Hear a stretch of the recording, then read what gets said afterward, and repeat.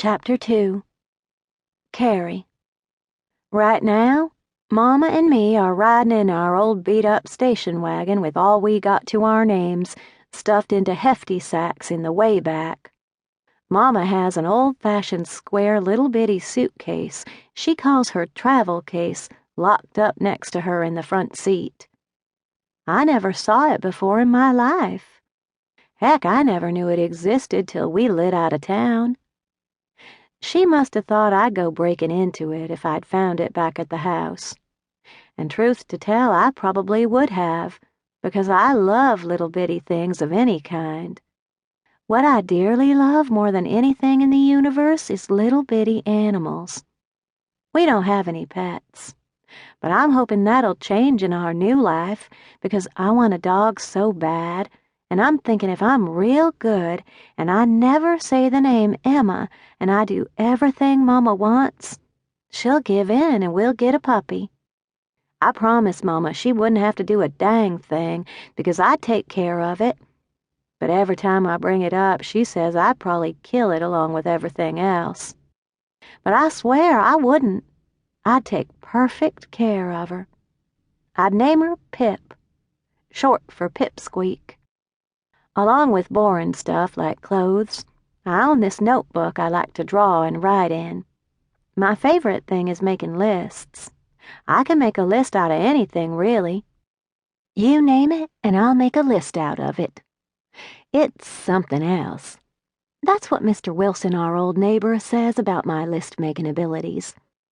That's something else, he said when I showed him how I was making a list of his guns and bullets and holsters. But that was before I used his gun to shoot Richard. And now I ain't allowed to mention Mr. Wilson or guns anymore.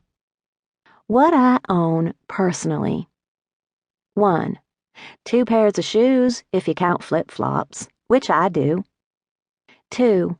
1 polka dot dress I hate because it's a polka dot dress, for goodness sake, and it's a dress and no one wears dresses to school if they can help it.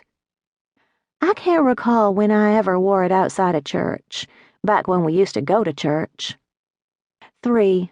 A button-down shirt Mama calls a blouse, that I've hardly ever worn on account of it being fancy, and I haven't ever done anything even close to fancy because we're dirt poor. 4. A book of words with the title Vocabulary 101. 5. 2 pairs of shorts and 1 pair of blue jeans that don't fit no more. 6. 5 old t-shirts from the Goodwill truck that used to come a couple times a year to sell things in the lot out back of Zebulon's. I just turned 9. 1 year from double digits. 1 more year till I'm a young lady.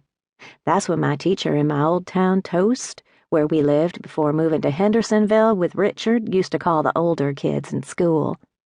The little ones, the single digits, she just called them kids. I wish I could be 10 back in Toast just to hear Miss Euland call me young lady. My birthday must have slipped Mama's mind, because the first thing she said to me 2 days ago was, "Go on, get dressed. I need you to run to the post office and get a change of address form." I waited a second just in case she remembered what day it was, but when she told me to quit lollygagging and move my lazy behind, I knew it'd just be another regular day. I walked to town, and when I was sure no car was coming in either direction, I sang myself the happy birthday song real low. I doubled up and sang the Smell Like a Monkey version, too. But our plans changed yesterday, after Mama went to use the payphone in town. When she left the house, the plan was to go stay with my mama's mama, Gammy. But when Mama came back home, all of a sudden we weren't. Just like that. She said she wouldn't go where she wasn't wanted. Even though I didn't say so, I know just what she meant. That's how come I know the outside of our house better than the inside. With my eyes closed, I could find the little hole behind the lichen and vines that grow over the mossy old tree stump out back in the holler.